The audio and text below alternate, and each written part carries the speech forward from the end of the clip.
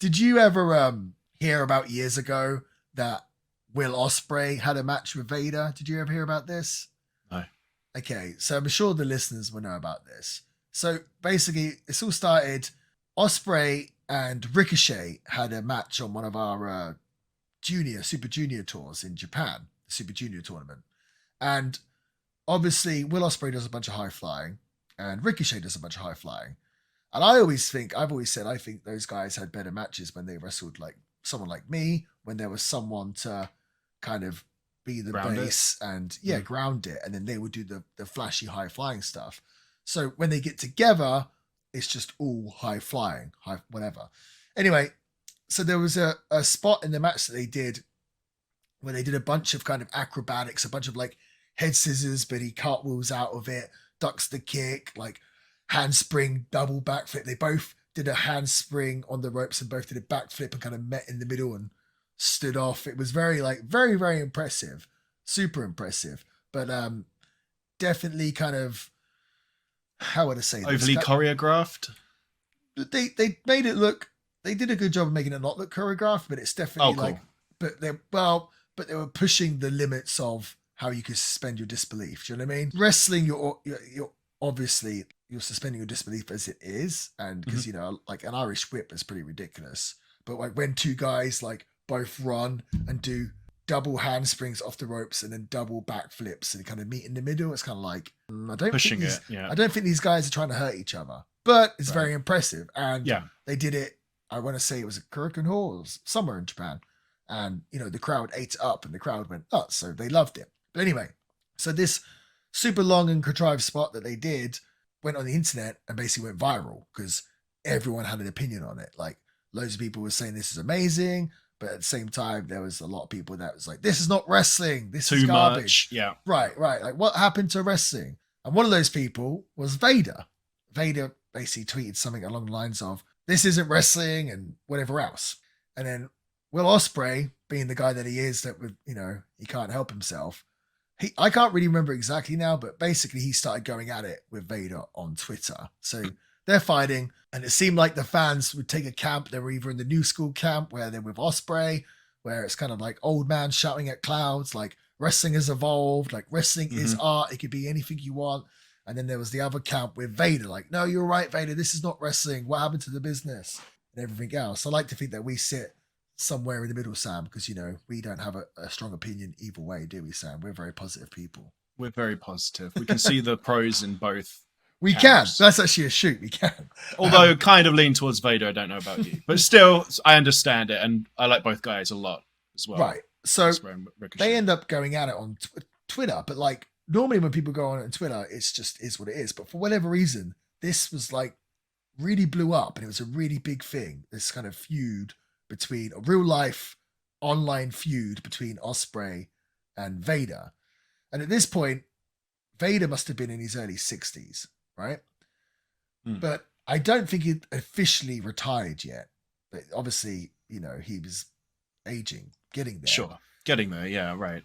And I said, I was working a lot with a company in the UK called Revolution Pro. And I wrestled there for many years, and I was the champion there a couple of times maybe. But I used to help out, give booking ideas. Not really help out with the booking because they're just, different independent shows. But I used to sort of give my ideas, give my recommendations on who to use, or maybe, what matches I think would be good to book. And sometimes the booker and promoter would take those ideas and sometimes he didn't. But I used to chime in, and he used to, ask for my sort of feedback and what I thought. This whole Vader and Will Ospreay thing happened. I was like, hey, Andy, I think you need to try and book Vader to wrestle Ospreay, right? And at first he's like, no, I'm not touching it. I'm not going near it. I'm like, dude, this thing is like all over the internet. It's hot, yeah. It's the biggest thing in wrestling. It doesn't really matter if the match sucks because you're going to sell out your call, no doubt, with this match. Typically as well, Rev Pro would put on more kind of dreams style matches. That was kind of the thing, like really like amazing matches as opposed to like super storyline driven matches. At least at the time, it might be different now. But I'm like, dude, people want to see this match. It's like you've got people on the Ospreay camp You got fans on the Vader camp. This, if you book this is going to get a lot of press for Rev Pro, because not only are you going to sell the venue out because people are like, I've got to see this, but the whole wrestling world is going to be talking about it. Like, oh, someone actually booked this match. Osprey and Vader are actually working together. Because as far as everyone knows, Osprey and Vader hate each other because they're going shot for shot on social media and saying they're going to beat each other up and everything else. But he kept declining. And I was like, dude, you got to do it. Anyway, eventually I'm like, Andy, listen, if you don't book this match, someone else is going to book it. And if they do, they're probably not going to do it good. I was like, the way to do it, I kind of like rubbed his ego a little bit. Gas him up a little bit.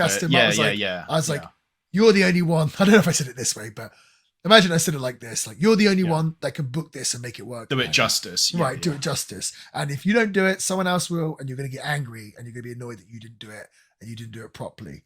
So he ended up booking, well, he sent an email to Vader. I don't think he heard back for ages. And then eventually he ended up getting an email back from Vader, and they went into conversation and ended up booking him and ended up doing the match with Vader and Will, which is kind of an infamous match in not just British wrestling, but independent wrestling. And I think this is the first time I've ever told the story that was actually my idea. So you have me to blame for that. So I thought that was pretty funny. And of course, Vader, I want to say, agreed to put over Osprey. Awesome. No, as he took the booking, yes. But when he got into the country, the story changed and he refused to put over Osprey. And it was like a whole big thing, and he had to go over Osprey. So apparently Osprey hates that match, but it was a pretty big spectacle. I thought they did, like, considering Osprey was in there with a pretty much retired wrestler, I thought he did a really amazing job. And there was a lot of smoke and mirrors. I want to say Will took a choke slam off the stage for a table and tried to make it spectacular. I thought he did an amazing job. He said he didn't like the match at all, but I thought it was a pretty spectacle. And the crowd was going nuts. The crowd was eating it up. So yeah. That's an amazing story. Yeah. I don't know how that came to be. It's so funny. Don't you feel like maybe the world would be a better place if more Twitter spats were hashed out in real life in a combat setting?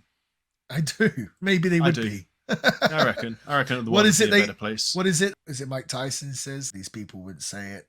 Or I something like that. But yeah, it would weed out the keyboard warriors real quick. It would. Well, Sure. There we go. Will and Vader settle the differences out in the ring.